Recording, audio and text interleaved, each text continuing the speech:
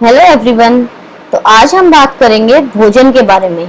भोजन यानी खाना, जो खाना हम खाते हैं उस खाना का हमारे शरीर पर क्या प्रभाव पड़ता है, हमें खाना क्यों खाना चाहिए, यदि हमने खाना नहीं खाया तो हमारे शरीर को क्या नुकसान होगा। और खाने में भी अलग अलग तरीके के पदार्थ मिलते हैं जो हमारे शरीर के लिए अलग अलग कार्य करते हैं। अगर उनमें से किसी भी चीज़ की कमी हो जाती है तो क्या फर्क पड़ेगा हमारे शरीर पे, और इन सभी अलग अलग चीज़ों को हम ऐसे कौन से खाने से अपने शरीर तक पहुंचा सकते हैं उसके बारे में भी हम पढ़ेंगे। तो चलिए स्टार्ट करते हैं। सबसे पहले हम पढ़ेंगे कि भोजन की हमें ज़रूरत क्यों है। हर एक इंसान के लिए भोजन लेना बहुत आवश्यक है, लेकिन क्यों है इसके बारे में आज हम ध्यान देंगे। भोजन 4 मुख्य उद्देश्यों के लिए जीवित प्राणियों द्वारा आवश्यक है। 4 उद्देश्य हैं। अब ये 4 कौन से उद्देश्य हैं? सबसे पहला, उनकी वृद्धि के लिए। उनकी मानसिक वृद्धि हो सकती है, उनकी शारीरिक वृद्धि हो सकती है। तो हमारा जो भी बढ़ता हुआ शरीर है या बढ़ता हुआ दिमाग है, तो इन सब चीज़ों के लिए हमें भोजन टाइम टू टाइम सही समय पर सही खाना खाते रहना चाहिए। दूसरा है काम करने के लिए ऊर्जा प्रदान करना। ये हमारे भोजन का सबसे महत्वपूर्ण काम है कि हमें ऊर्जा प्रदान करता है हमारा खाना। जो भी हम काम करते हैं, आपने कई बार महसूस भी किया होगा कि अगर आप कभी खाना खाने में कभी लापरवाही कर देते हैं, या कभी आपने बहुत टाइम हो गया आपने खाना नहीं खाया, 6-7 घंटे से कुछ खाया ही नहीं, तो आपके शरीर में कमजोरी सी आपको लगती है कि कुछ भी काम करने का मन नहीं करता। कोई भी काम करते तो उसमें अजीब सा ढीलापन रहता है हमारे शरीर में, क्योंकि हमने इतने टाइम से खाना नहीं खाया। तो हमारे शरीर को जो हर थोड़ी थोड़ी देर बाद जो ऊर्जा की जरूरत पड़ती है, वो ऊर्जा हमारे शरीर तक नहीं मिलती है। इसीलिए हमें सही समय पर खाना खाना चाहिए। क्षतिग्रस्त ऊतकों की मरम्मत और प्रतिस्थापना के लिए। आपको पता ही होगा कि हमारा शरीर छोटे छोटे सेल से मिलकर बना है। इन सेलों से मिलकर टिश्यू बने हैं, इन टिश्यू से बनकर ऑर्गन, ऐसे ये पूरा एक बड़ा सर्कल है। वो एक अलग ही बात हो गई।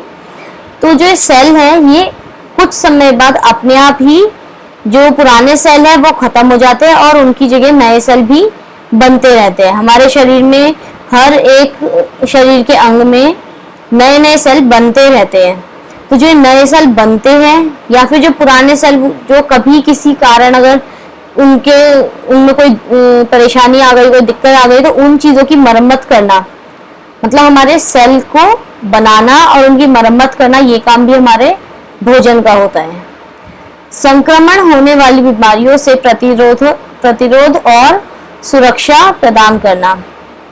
अब जो भी हमें बीमारियां होने के चांसेस जो हो सकते हैं, जैसे कि आजकल आप देख ही रहे कि हमारे आसपास कोरोना इतना फैला हुआ है, तो सरकार, सभी डॉक्टर सभी बोलते हैं कि आप अपनी संक्रमण जो भी होगा उससे अपनी प्रतिरोधक क्षमता को बढ़ाए, इम्यूनिटी बढ़ाने की बात कर रहे हैं। और वो कैसे बढ़ती है? हमारे भोजन से। तो यही हमारे भोजन का कार्य है कि जो भी बीमारियां हैं उससे हमें बचा के रखें, या अगर हमें कोई बीमारी हो जाती है तो उस बीमारी से लड़ने में हमारा साथ दे, ताकि जल्दी से जल्दी हम उस बीमारी से लड़के उस बीमारी को खत्म कर सकें।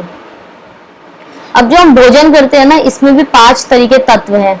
अब ये 5 चीजें हैं: कार्बोहाइड्रेट, वसा, प्रोटीन, विटामिन और खनिज। कार्बोहाइड्रेट हमें मिलता है अनाज से। वसा ये होता है चिकनाई वाली चीजों में, जैसे तेल में, मूंगफली में। प्रोटीन मिलता है हमें दालों से। विटामिन हमें मिलता है सब्जियों से, और भी बहुत सारे अलग अलग मिलते हैं, जैसे अंडे से मिलता है, धूप से मिलता है। और आखिरी हमारा मिनरल्स मतलब खनिज, ये हमें हमारे आसपास के और भी तत्वों से मिलता है। और लेकिन सबसे इम्पोर्टेंट है हमारा नमक भी हमें एक खनिज प्रदान करता है। इसीलिए हमारे खाने में नमक की सही मात्रा होना भी जरूरी है। तो अब हम इन्हीं के बारे में थोड़ा सा विस्तार में पढ़ेंगे। सबसे पहले है कार्बोहाइड्रेट।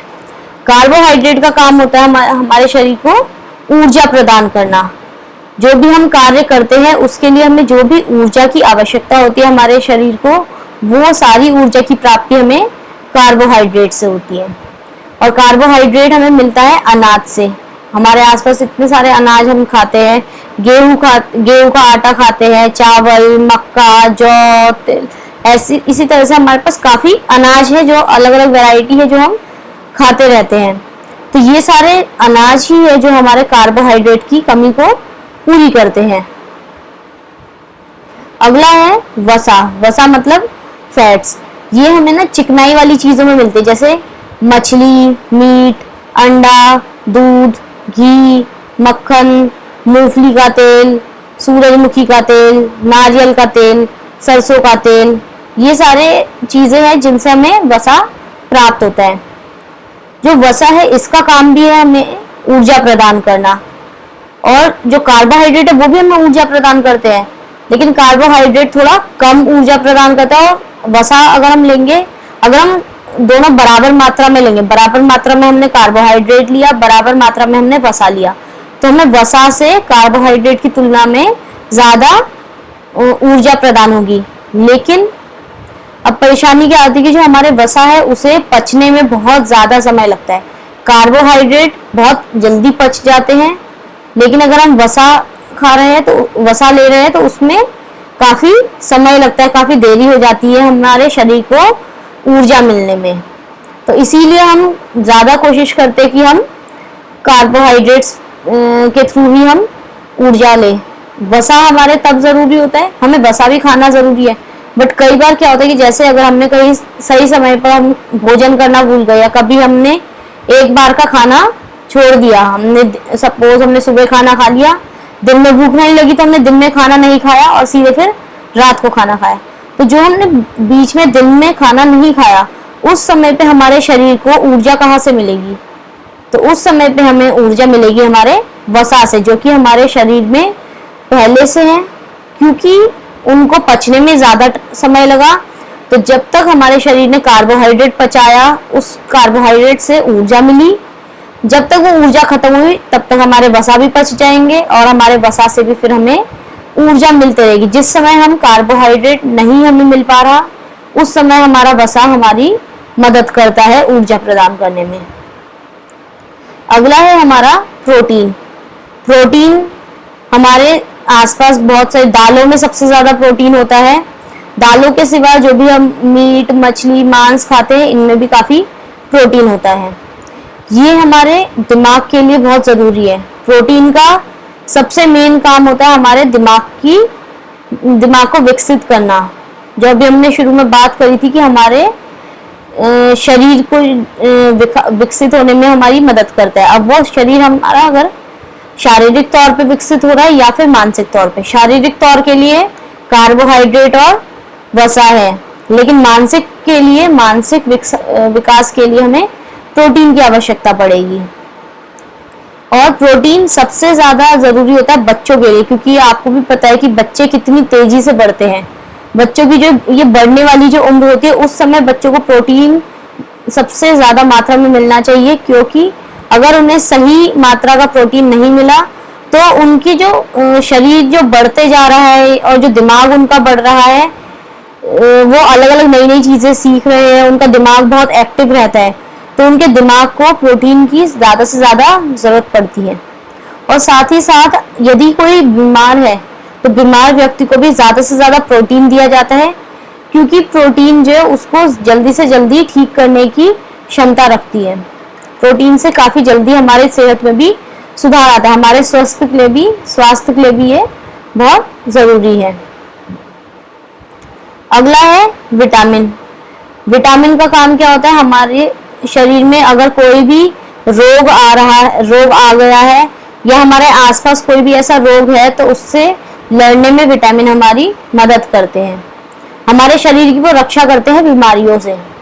अब विटामिन हमारी जो आंखों को, हड्डियों को, दांतों को, मसूड़ों को, हमारे पूरे शरीर को स्वस्थ रहने में बहुत मदद करता है। लेकिन जो विटामिन है इसकी हमें थोड़ी सी ही जरूरत होती है, हमारे शरीर को बहुत ज्यादा जरूरत नहीं होती जितना कि हमें बाकी चीजों की, जैसे कार्बोहाइड्रेट, फैट, इन सब चीजों की में थोड़ी ज्यादा होती है विटामिन के कंपैरिजन में। लेकिन विटामिन भी बहुत अलग अलग तरीके के, अगर इनमें से कोई भी एक भी विटामिन की अगर कमी हो गई तो हमारे शरीर को बहुत ज्यादा बीमारी भी हो सकती है। तो इसीलिए छोटी सी भी कमी अगर हुई तो उससे बहुत बड़ा नुकसान हो सकता है हमारे शरीर का। इसीलिए हमें समय समय पे सही मात्रा में विटामिन भी लेना जरूरी है। जो विटामिन है ये एक लैटिन शब्द है विटा, उसका अर्थ होता है जीवन। तो इसी से ही हम समझ सकते हैं कि विटामिन का काम है हमारे शरीर को जीवित रखने का, या जीवित रहने में जो सहायता करता है वो कार्य हमारा विटामिन करता है। हमारे अलग अलग विटामिन जो हमने अभी बात करी थी, हमारे अलग अलग विटामिन है, vitamin A, vitamin B, C, D, E और के, ये हमारे पास टोटल ये 6 विटामिन है। अब इसमें भी जो विटामिन बी है ना, इस विटामिन बी के भी बहुत सारे अलग अलग पार्ट है। तो विटामिन बी के पूरे समूह को हम बोलते हैं विटामिन बी कॉम्प्लेक्स। अब इस विटामिन बी कॉम्प्लेक्स ये पूरा ग्रुप है, पूरा एक ग्रुप है विटामिन बी वाला। इसके अंदर विटामिन बी1 होता है, विटामिन बी2 होते हैं, विटामिन बी3, विटामिन बी6 और विटामिन बी12। ये बी1, 2, 3, 6 और 12 इन सबके समूह को, इन सबके ग्रुप को हम बोलते हैं विटामिन बी कॉम्प्लेक्स। तो जो हमारे 6 विटामिन है वो है ए, बी, सी, डी, ई और के। अब इसमें भी जो विटामिन अगर हमें सही मात्रा में नहीं मिले तो इससे भी हमें काफी बीमारियां हो सकती है। इसलिए इनका भी सही समय पर सही मात्रा में भी हमें इनका रेगुलरली यूज करना चाहिए। रेगुलरली हमारे शरीर को विटामिन मिलने चाहिए। अब आते हैं हम खनिज और लवण पे। खनिज और लवण मतलब मिनरल और सॉल्ट। जो हमने अभी बात करी थी कि हमारे शरीर के लिए सबसे ज्यादा जरूरी खनिज है हमारा नमक। हमारे खाने में हम जो आयोडीन युक्त नमक का इस्तेमाल करते हैं, आपने इतनी बार टीवी पे ऐड देखी होगी, अलग अलग जगह आपने देखा होगा कि हमें आयोडीन युक्त नमक ही खाना चाहिए। जो आयोडीन है ये एक खनिज है जो कि हमें नमक से मिलता है। यदि हमें आयोडीन नहीं मिला तो हमारे दिमाग की कमजोरी आ सकती है, दिमाग सही तरीके से विकसित नहीं हो पाएगा, और साथ ही साथ और भी बहुत सारी बीमारियां हैं जो कि आयोडीन की कमी से हो सकती है। तो हमारे विकास और हमारे स्वस्थ रहने के लिए जो खनिज है ये भी बहुत ज्यादा आवश्यक है। जो सबसे कॉमन है, जो हम ज्यादातर जो खनिज हम खाते हैं उनका नाम है sodium, potassium, calcium, chloride, iron, fluoride, sulphur, phosphorus, iodine. ऐसे ही हम काफी और भी खाते हैं। देखिए जो आयरन है, आयरन तो हमारे खून के लिए बहुत ही अच्छा होता है। कैल्शियम हमारी हड्डियों के लिए बहुत अच्छा होता है। ऐसे ही हमारे हर एक खनिज का अलग अलग ही इम्पोर्टेंस है, अलग अलग ही कार्य है हमारे शरीर के विकास में। अब जो खनिज है इनकी मात्रा भी हम बहुत कम लेते हैं। जैसे कि हमारे लिए विटामिन की मात्रा भी कम हो तो भी हमारा मतलब बाकी चीजों के कंपैरिजन में ये कम होने से भी हमारा शरीर बहुत अच्छे से कार्य करता है।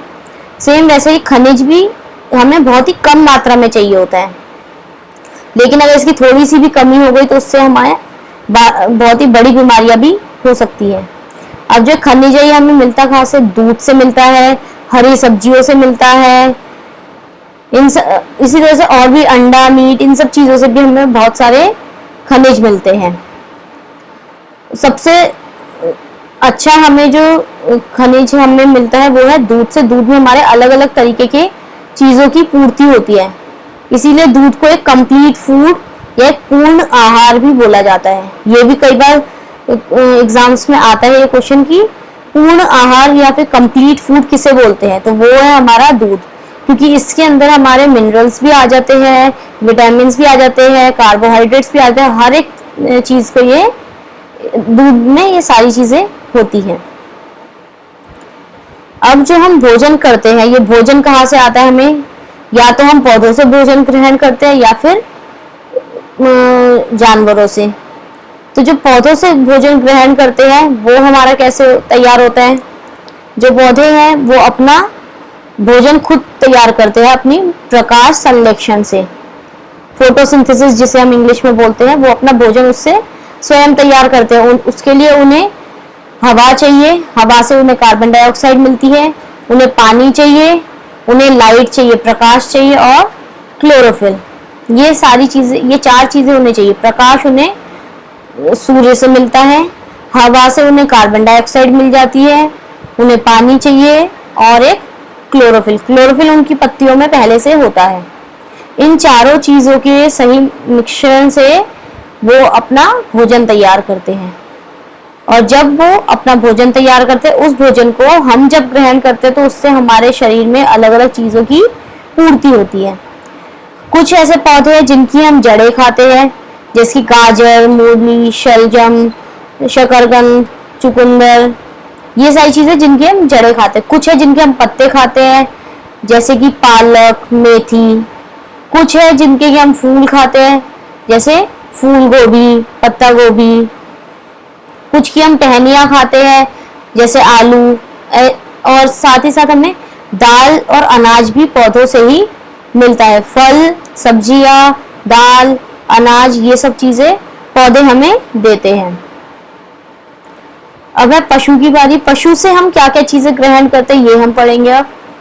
जैसे मांस, अंडा, शहद, दूध, पनीर, मक्खन, दही इत्यादि, ये सब चीजें हमें पशु से मिलती है। मांस हमें मिलता है बकरी, मुर्गी, मछली या फिर झींगा, ऐसी और भी काफी जानवर से, जो कि हमारे भारत में तो कुछ सिर्फ यही 4-5 चीजें ही खाई जाती, लेकिन विदेशों की अगर बात करें तो और भी काफी अलग अलग प्रकार के जानवरों को, अलग अलग प्रकार के जानवरों का मांस खाया जाता है। अंडा हमें वो अलग अलग जानवरों से भी मिलता है। सबसे ज्यादा जो आराम से हमें मिल जाता है, हमें हमारे आसपास जो सबसे इजीली अवेलेबल है, वो है मुर्गी का अंडा। मुर्गी के अंडे में प्रोटीन भी होता है और विटामिन भी होता है। इसी के साथ साथ काफी लोग हैं जो कि हंस का अंडा भी खाते हैं, बत्तख का अंडा भी खाते हैं, लेकिन वो ढूंढना का थोड़ा मुश्किल रहता है। मुर्गी का अंडा आप किसी भी दुकान में जाएंगे, बड़े आसानी से आपको मिल जाता है। ऐसे ही हमें जो है शहद मिलता है, मधुमक्खियां शहद बनाती है, उस शहद से भी हमारे शरीर में काफी शहद भी हमें बीमारियों से लड़ने में मदद करता है।